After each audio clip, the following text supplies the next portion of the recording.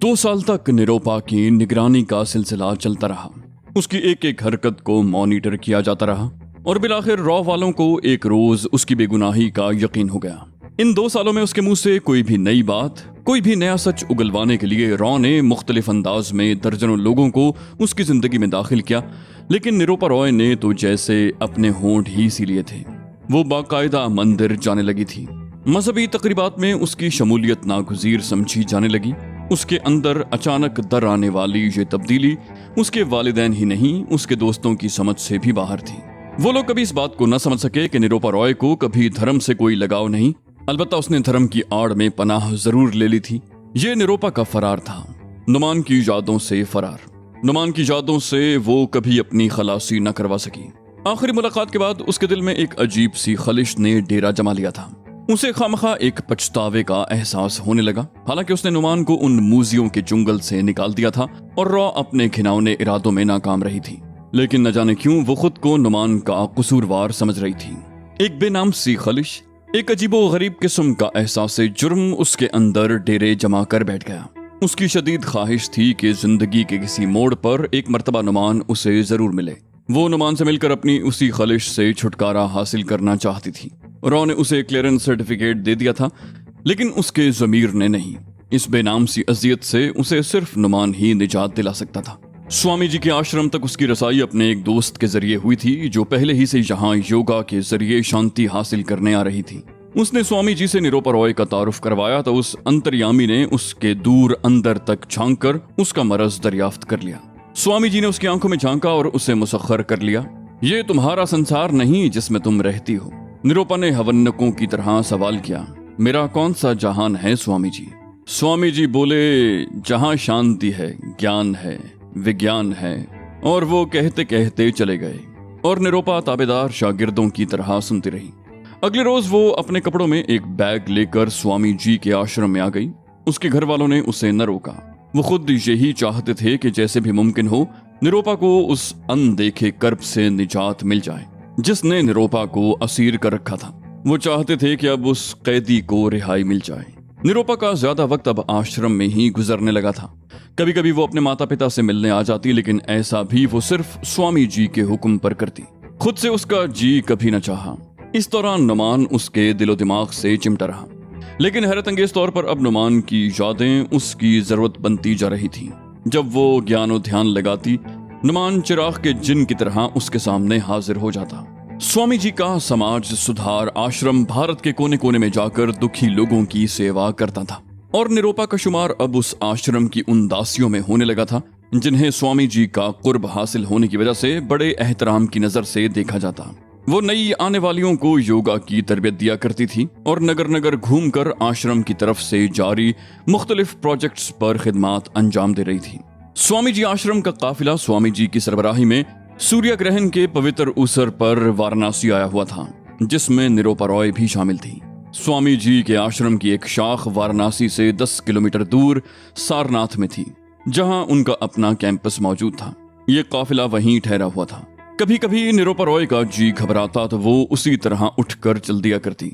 आज भी उसे कुछ घबराहट हो रही थी और वो शाम ढले सारनाथ से वाराणसी आ गई थी। यहाँ देवी माँ के दर्शन करने के बाद अब वो वापस लौटने का इरादा कर रही थी कि चिराग के जिन की तरह नुमान उसके सामने आन खड़ा हुआ। हैरत, खुशी और दुख के मिले जुले जज्बात से करीबन पत्थर बन जाने वाली निरोपा के होंठों ने जुम्बिश की। उसने नुमान को उस हुलिये में भी आसानी से पहचान लिया था। ऐसे शख्स को वो क्यों कर फरामोश कर सकती थी जो कनॉट प्लेस दिल्ली के एक रेस्टोरेंट से उससे अलग होने के बाद से मुस्तकिल उससे जुड़ गया था। जिंदगी का वो कौन सा दिन था जब उसने नुमान को किसी न किसी हवाले से याद न किया हो। वो बेनाम सी खलिश जिसने 3 साल से निरोपा रॉय को बेहाल कर रखा था, उसे दुनिया और माफिया से बेखबर करके जिंदगी के अंधेरे गार में धकेल दिया था, आज एक जिंदा इंसान के रूप में उसके सामने मौजूद थी। उसकी दाढ़ी के बाल बेतरतीब, आंखों में मुसलसल भाग दौड़ से नाचते सुर्ख डोरे और बालों का मुख्तलिफ अंदाज भी उसे निरोपा रॉय से न छुपा सका। इतनी जल्दी शायद आशीष कुमार भी उसे शनाख्त न कर पाता जितनी जल्दी निरोपा रॉय ने किया था। तुम यहाँ? इस मर्तबा नुमान की बारी थी। निरोपा ने उसकी बात का जवाब मुंह की बजाय हाथ से दिया। उसका दायां हाथ बिल्कुल गैर इरादी तौर पर बुलंद हुआ और किसी सहरज़दा मामूल की तरह उसने पहले नुमान को छू कर देखा, बिल्कुल ऐसे जैसे उसे अपनी आंखों पर यकीन ना रहा हो। और वो उसे भी कोई ख्वाब ही समझ रही हो। फिर उसका हाथ नुमान के बाजू से फिसल कर उसके हाथों पर आन गिरा। नुमान ने लाशऊरी तौर पर उसका हाथ पकड़ लिया।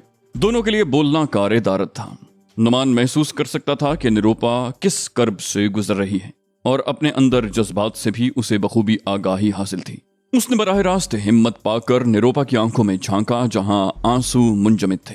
निरूपा की आंखें किसी भी लम्हे छलक जाने को तैयार थीं। उसने नाकाबिले बयान हिम्मत से आंसुओं को अपनी आंखों ही में थाम रखा था। न जाने क्यों नुमान ने चाहा कि उसकी आंखें छलक ही जाएं। जिस जब्त का वो मुजाहिरा कर रही थी, नुमान ने बखूबी अंदाजा लगा लिया कि वो उसका इशारा नहीं रखती। वो चाहता था कि निरूपा की आंखों के रास्ते दिल का सारा कर्ब बह जाए और उसकी ख्वाहिश का एहतराम किया जाए। अचानक ही निरूपा की आंखें छलकीं और वो बेसाख्ता उसके सीने से लग गई। गुजरते हुए 2-4 लोगों ने रुककर ये मंजर देखा और चल दिए। शायद ऐसे जज्बाती मंजर देखने की ताब उनमें नहीं थी। लोगों को अपनी तरफ मुतवज्जे पाकर नुमान पहले आलमे होश में वापस लौटा। वो नहीं चाहता था कि यहाँ कोई नया तमाशा खड़ा हो। थोड़ी ही देर पहले वो जिस खतरनाक सूरत हाल का शिकार था और जिस तरह अचानक उसे जान बचाने के लिए पुलिस की मुमकिना गिरफ्त से बचने के लिए वहां से भागना पड़ा, वो सब कुछ जैसे उसे भूल ही गया था। निरूपा के अचानक सामने आने से उसे यूं लगा जैसे उसकी जिंदगी का मिशन मुकम्मल हो गया है और अब भाग दौड़ की जरूरत बाकी नहीं रही।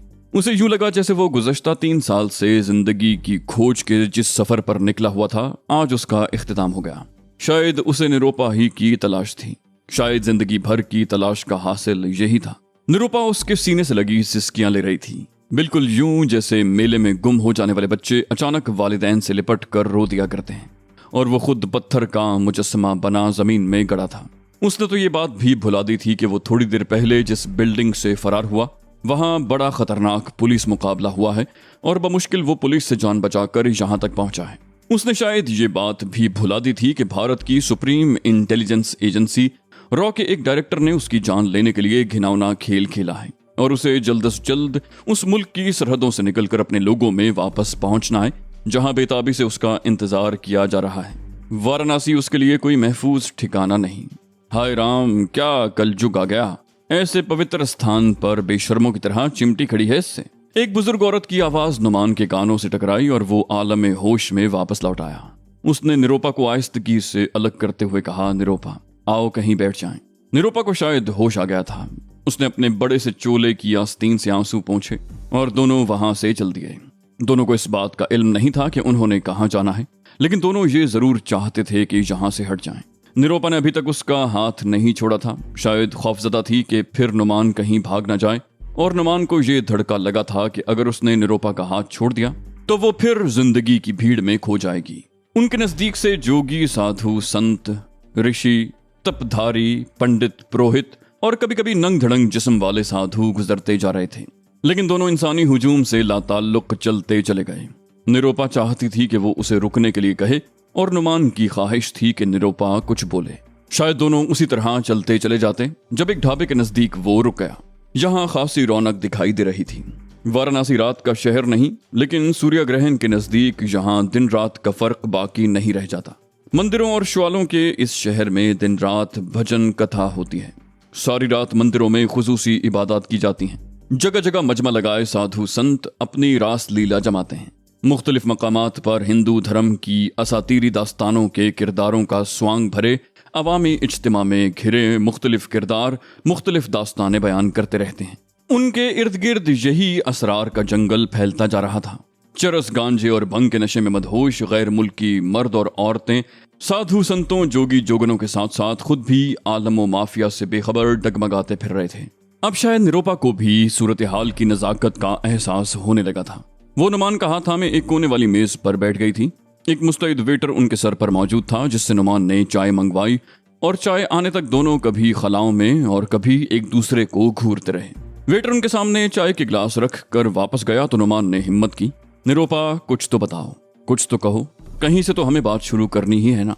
निरूपा ने उसकी तरफ देखा। एक जख्मी मुस्कुराहट उसके खाबिदा होंठों पर जागी और वो नुमान से मुखातिब हुई। कहाँ से सुनना चाहोगे, कहाँ से शुरू करूं? उसकी आवाज नुमान को किसी गहरे कुएं से आती सुनाई दे रही थी।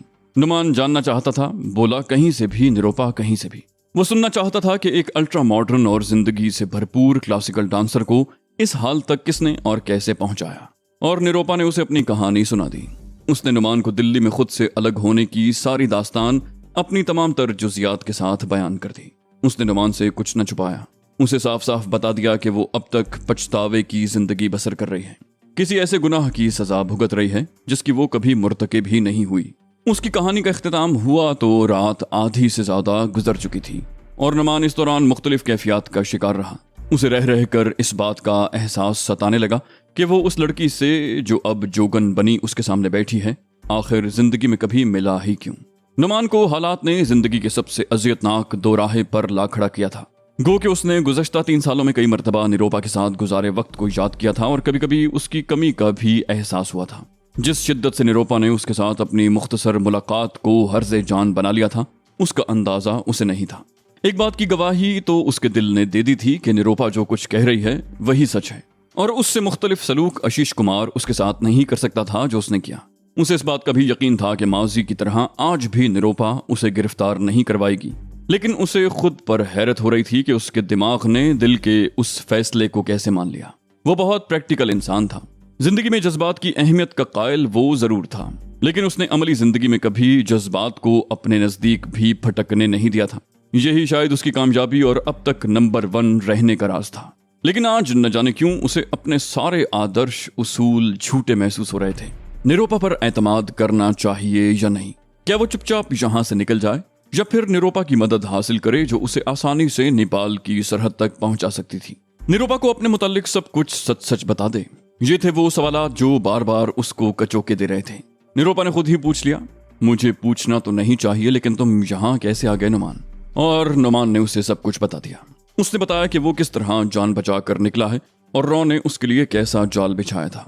निरूपा बोली, मैं आशीष कुमार को अच्छी तरह जानती हूँ नुमान, ये सारा मंसूबा उसी के शैतानी जहन ने तरतीब दिया होगा। वो बहुत कीना परवर बंदा है। दिल्ली में उसके हाथों से तुम्हारा निकल जाना उसके लिए नाकाबिले बर्दाश्त हो गया था। ये उसका जाती इंतकाम है।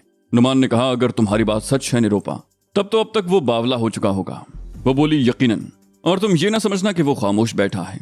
बहुत खतरनाक और मक्कार इंसान है वो नुमान, तुम शायद उसकी संगीनी का अंदाजा न कर सको। निरूपा के लहजे में छुपी नफरत आशीष कुमार से मुतल्लिक उसके जज्बात बताने के लिए काफी थी। नुमान जवाब में सिर्फ कंधे उचका कर रह गया।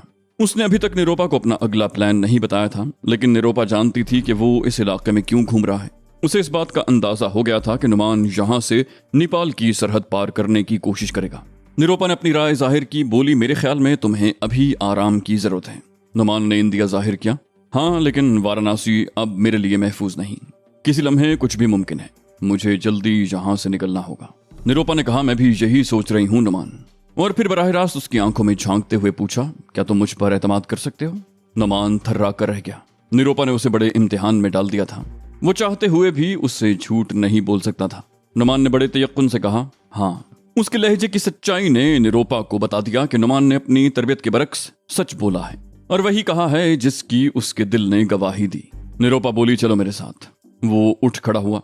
उसने निरूपा से ये नहीं पूछा कि वो कहाँ जा रहे हैं। निरूपा की मायत में चलता वो बस स्टैंड तक आया, जहां उसे एक बेंच पर बिठाकर वो खुद 2 टिकट ले आई। आओ मेरे साथ। उसने अपना हाथ नुमान की तरफ बढ़ाया, जिसे नुमान ने बेसाख्ता थाम लिया। दोनों एक लोकल बस तक आए, जिसके फ्रंट स्क्रीन से सारनाथ के बड़े बड़े अल्फाज झांकते दिखाई दे रहे थे। वाराणसी के शुमाल मशरिक में करीबन 10 किलोमीटर के फासले पर वाक़े सारनाथ के मुतल्लिक नुमान ने बहुत कुछ सुन रखा था।